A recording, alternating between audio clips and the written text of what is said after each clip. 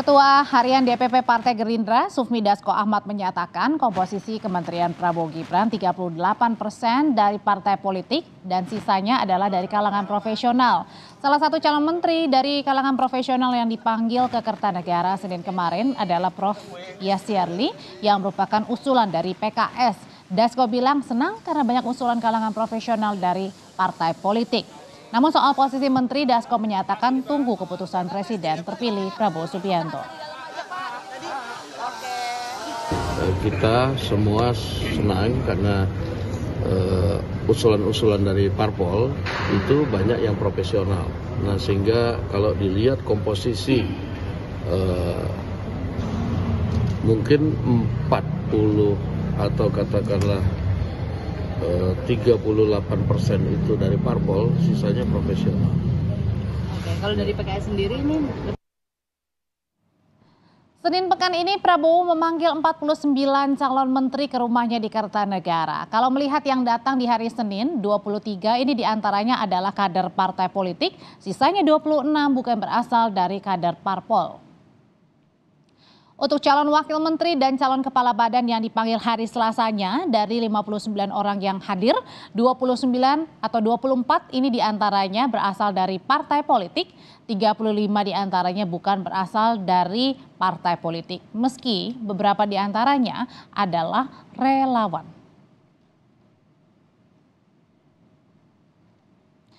Lalu apa yang menjadi isi pembekalan para calon menteri? Kita bahas bersama Sekjen Partai Golkar, Sarmuji, dan juga Erlangga Pribadi, pengamat politik Universitas Erlangga. Selamat malam Pak Sarmuji, Mas Erlangga. Selamat malam. Pak Sarmuji, ini nampaknya kalau saya bisa bilang, ini nampaknya pertama kali ya seorang presiden terpilih melakukan pembekalan. Nampaknya ini juga merupakan ciri khas ya dari seorang Pak Prabowo Subianto begitu. Nah, sebenarnya pembekalan ini fungsinya untuk apa, Pak Sarmuji? Saya memahami banget tentang pembekalan yang dilakukan oleh Pak Prabowo. Pak Prabowo ini berasal dari latar belakang militer. Ciri militer adalah kesatuan perintah ya, kesatuan komando. Dalam hal presiden ini saya menerjemahkan ini merupakan keinginan Pak Prabowo agar menteri-menteri ini satu visi dengan visi presiden. Kalau zaman Pak Jokowi mengatakan tidak ada visi menteri, yang ada adalah visi presiden. Dan pembekalan ini sangat penting agar menteri yang memimpin secara sektoral, yang tentu saja karena sektoral itu berbeda-beda kepentingannya, itu diharapkan bisa konvergen, bisa menuju dalam satu titik yang sama, yaitu pencapaian visi dan misi presiden serta janji presiden kepada rakyat sewaktu kampanye. Jadi kira-kira itu yang dilakukan oleh Pak Prabowo. Persoalan substansi barangkali banyak persoalan yang mungkin dibahas. Pak Prabowo adalah orang yang punya pengetahuan luas, barangkali akan mengagendakan hal-hal yang sangat penting yang perlu diketahui oleh para menterinya. Untuk menyamakan kesamaan visi misi 5 tahun mendatang ya seperti apa. Tapi kalau saya mau nanya ke Mas Erlangga nih, sebenarnya bahwa pembekalan ini bukan hanya visi misi aja, tetapi juga terlihat nggak sih bahwa ini merupakan satu sign, satu tanda bahwa yang menjadi pemimpin adalah Pak Prabowo di kabinet, bukan yang lain-lain, Mas Erlangga. Iya, tadi kalau yang diutarakan oleh Pak Sarmuji itu sudah betul bahwa ini terkait dengan visi misi Pak Prabowo sebagai presiden yang sebagai pemegang otoritas politik tertinggi dalam pemerintahan. Sehingga kemudian beliau menegaskan hal tersebut dalam pembekalan. Dan satu hal lagi mungkin bisa saya tambahkan, bahwa setidaknya 1-2 tahun ke depan dalam pemerintahan Pak Prabowo, Indonesia menghadapi tantangan yang tidak mudah. Menghadapi persoalan-persoalan yang cukup membutuhkan konsentrasi yang tinggi. Misalnya terkait dengan krisis ekonomi masih berlangsung, yang kemudian trigger gitu, didorong oleh misalnya persoalan konstelasi dunia terkait dengan ancaman perang. Berkali-kali Pak Prabowo kan juga mengutarakan bahwa ada kemungkinan yang harus diantisipasi terkait dengan konflik di tingkat politik global. Juga kemudian terkait dengan misalnya hutang jatuh tempo Indonesia sekitar 800 triliun pada tahun ke depan. Juga kemudian terkait dengan bagaimana Pak Prabowo ini ke depan harus kemudian membangun konsolidasi dalam tanda petik persatuan nasional untuk melampaui pembelahan-pembelahan yang berlangsung dalam pilpres, dalam konstelasi politik, yang mana hal ini dibutuhkan untuk membangun legitimasi pemerintahan di hadapan rakyat. Nah, hal-hal yang saya utarakan tadi merupakan suatu tantangan ke depan dari kabinet yang membutuhkan konsentrasi dan soliditas di kabinet. Sehingga dalam konteks itu menjadi masuk akal apabila Presiden ke depan, Pak Prabowo, melakukan pembekalan terhadap para calon-calon menteri. Termasuk juga dengan Apakah pemilihan calon-calon menterinya ini yang kebanyakan ini juga 16 ya kurang lebih ini merupakan menterinya Pak Jokowi nih. Jadi artinya lebih mudah Ya, begitu. ya, kalau saya pikir sebetulnya kan ini bisa dikatakan sebagai kabinet keberlanjutan plus gitu ya. Jadi keberlanjutan dari apa yang sudah ditata sejak masa Pak Jokowi, tapi kemudian Pak Prabowo melakukan akomodasi-akomodasi dari baik kekuatan politik, kemudian juga relawan, unsur profesional, yang mana dari beragam latar belakang social background dari masing-masing calon menteri atau wamen atau kepala badan, hal tersebut membutuhkan sinergisitas di antara para pembantu-pembantu dari presiden tersebut. Sehingga pembekalan itu dilakukan untuk membangun konsolidasi dan dalam tanda petik sinergisitas dalam kabinet mendatang. Oke, Pak Sarmuji, yang menarik juga adalah ini adanya Pak Budi Gunawan ya, yang ternyata hadir di pembekalan, tidak hadir atau tidak datang pada hari Senin Selasa begitu. Tetapi kemudian Mas Pram juga sempat kemarin menemui Pak Prabowo. Apakah ini merupakan sudah terkonfirmasi 100% kalau sudah ikut pembekalan ya artinya akan ada posisi menteri buat Pak BG? Saya tidak tahu persis ya apakah Pak BG masuk atau tidak. Tetapi kalau dugaan saya ya kemungkinan masuk, dan saya kok menduga ada juga orang lain di luar Pak BG yang barangkali belum dipanggil tetapi ada kemungkinan masuk kabinet yang akan diumumkan oleh Pak Prabowo. Tapi ini dugaan-dugaan Ini saja maksudnya sebenarnya. orang luar nih tetap dari PDIP maksudnya selain Pak BG atau? Saya nggak tahu, tapi kalau orang berspekulasi barangkali ada, tetapi kita tidak tahu persis. Tapi dugaan saya barangkali masih ada orang yang belum dipanggil kemarin karena tugas tertentu, barangkali lagi di luar kota atau ada tugas yang ditugaskan oleh presiden terpilih. Kalau Mas Erlangga ngelihatnya bahwa meskipun kita belum mengetahui ya sampai dengan sekarang sebenarnya kapan nih pertanyaannya ketemunya Pak Prabowo dan Bu Mega. Nah, apakah dengan masuknya Pak Budi Gunawan ini ikut pembekalan, ini menjadi jembatan antara kabinet Pak Prabowo dengan PDIP, meskipun kemarin juga Mas Pram sudah hadir ya, katanya membawa pesan dari Bu Mega. Ya, kalau saya lihat bahwa baik terkait dengan pemanggilan Pak Budi Gunawan gitu dalam pembekalan atau hadirnya misalnya Pak Pramono Anung di Kertanegara, itu sebetulnya menunjukkan proses yang tadi diutarakan terkait dengan jembatan, dalam artian sebetulnya kan momentum komunikasi atau perjumpaan antara Pak Prabowo dengan Bu Mega ini merupakan salah satu hal yang ditunggu oleh publik itu kan. Nah, proses tersebut ini akan berlangsung dan sepertinya sinyalemen kalau kita mendengar apa yang diutarakan oleh Pak Prabowo bahwa kabinet ini masih bisa berubah. Berubah itu dalam artian bisa bertambah. Masih bisa ada ruang dari orang-orang baru yang menjadi bagian dari kabinet. Nah, di sini Orang-orangnya itu tersebut bisa dari kalangan parpol, non parpol? saya pikir dari kalangan parpol itu salah satu opsi yang bisa kemudian dilakukan. Kalau kita lihat misalnya ada salah satu fenomena terkait dengan terkait dengan pembicaraan yang akan dilakukan antara Pak Prabowo dengan Bu Mega. Hal ini akan menentukan terkait dengan penambahan-penambahan dalam kabinet ke depan. Nah, tapi kalau kita lihat konstelasi atau dinamika politik, itu kelihatannya di PDIP sendiri, PDI Perjuangan sendiri ada kecenderungan-kecenderungan yang berbeda di antara elit.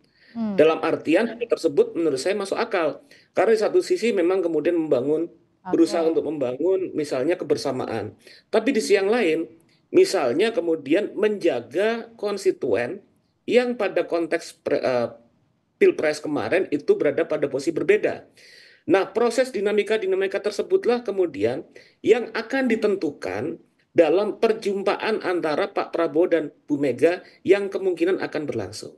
Gitu. Oke, Pak Sarmuji, ini kalau kita lihat dari hari Senin kan ada nama-nama calon menteri yang paling banyak dari Partai Gerindra, ada juga dari Partai Golkar 8, Partai Gerindra 6, tapi kemudian juga ada partai politik lainnya. Di hari Selasanya calon wakil menteri, calon kepala badannya ini juga banyak juga ternyata dari kalangan profesional begitu, meskipun juga ada kalangan relawan atau mungkin utusan dari partai politik.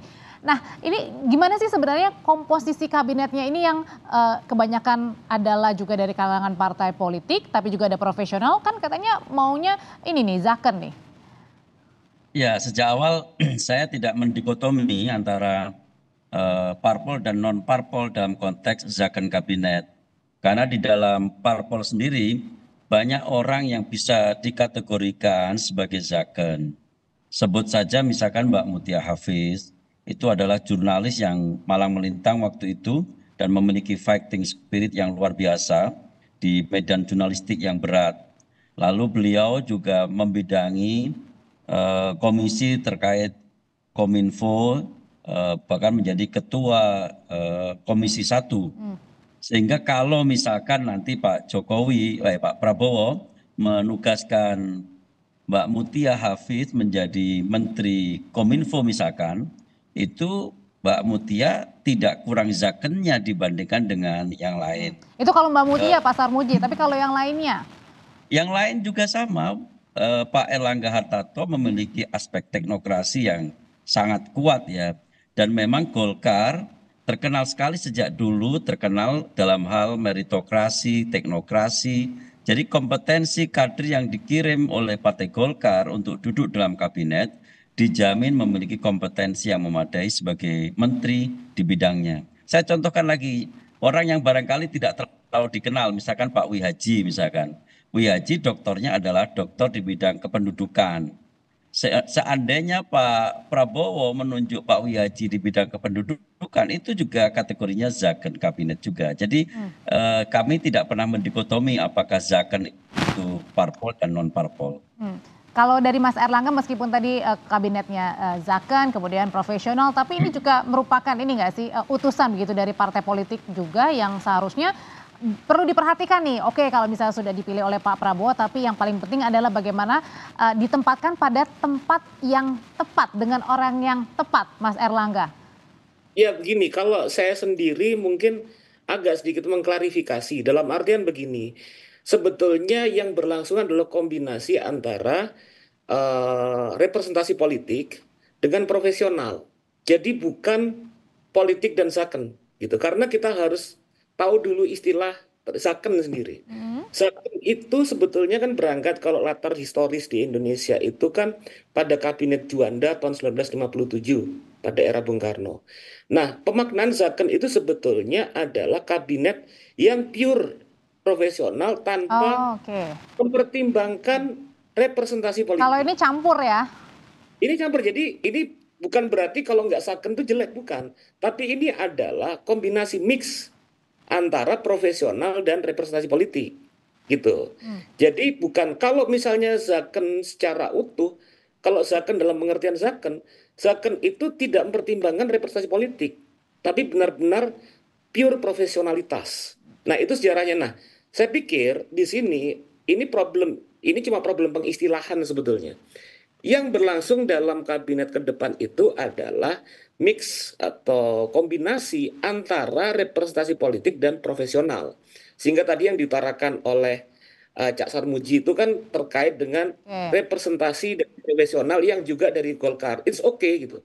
Itu adalah pengistilahan aja sebetulnya. Nah, cuman kemudian memang sedikit aja klarifikasi bahwa itu bukan zakon kabinet. Oke, tapi yang paling penting adalah menempatkan orang pada tepat Iya, pada iya, iya. tempatnya itu yang paling penting sebenarnya utamanya ya. Pak Sarmuji, ini kan kalau kemarin di hari Senin nih kalau dihitung-hitung Golkar ini mendapat jatah justru lebih banyak ya dari Partai Gerindra nih untuk calon menterinya. Tapi kemudian sebaliknya untuk calon wakil menteri Gerindra yang lebih banyak. Nah ini sebenarnya sudah memuaskankah hati dari Partai Golkar nih? Kalau Golkar memang sejak awal tidak pernah menargetkan kepada Pak Prabowo untuk memberikan jatah menteri dalam jumlah tertentu. Tetapi kami memang meyakini benar Pak Prabowo tahu betul Justru sekarang nih 8 nih kompetensi banyak. kompetensi Partai Golkar, karena Pak Prabowo adalah alumni Partai Golkar. Jadi Pak Prabowo pasti tahu orang Golkar seperti apa, kompetensinya seperti apa. Dan kalau Pak Prabowo kemudian memberikan 8 menteri kepada Partai Golkar, itu adalah bentuk kepercayaan Pak Prabowo terhadap kompetensi orang-orang Golkar. Kalau berbicara soal berarti tadi ada posisi 8 dan juga kemudian juga ada beberapa dari Gerindra dan orang-orangnya juga banyak dari Menteri Pak Jokowi begitu Pak Erlangga. Jadi ini bisa disebutkan bahwa keberlanjutan bukannya hanya program yang berlanjut tetapi juga diwakili oleh menteri-menterinya yang juga berlanjut. Iya, saya pikir itu Ya, tadi yang saya utarakan terkait dengan mix atau kombinasi bahwa keberlanjutan dari platform yang diusung sejak era Jokowi. Dan kedua juga representasi dari kekuatan-kekuatan politik yang mendukung beliau, mendukung Pak Prabowo dalam Pilpres. Tapi juga kemudian kita lihat bahwa bukan hanya terkait dengan representasi partai politik gitu. Misalnya kalau kita melihat salah satunya misalnya terkait dengan kalau misalnya nanti keputusan Pak Prabowo dan Bu Mega misalnya masuk ke kabinet, berarti kan representasi plus atau dukungan plus gitu kan dari yang lain.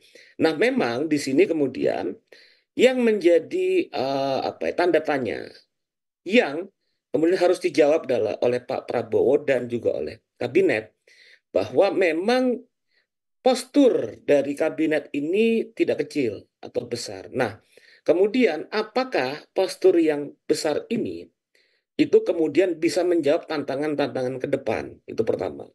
Kedua, kemudian dalam postur yang besar ini kemudian apakah kemudian bisa terbangun soliditas yang kuat?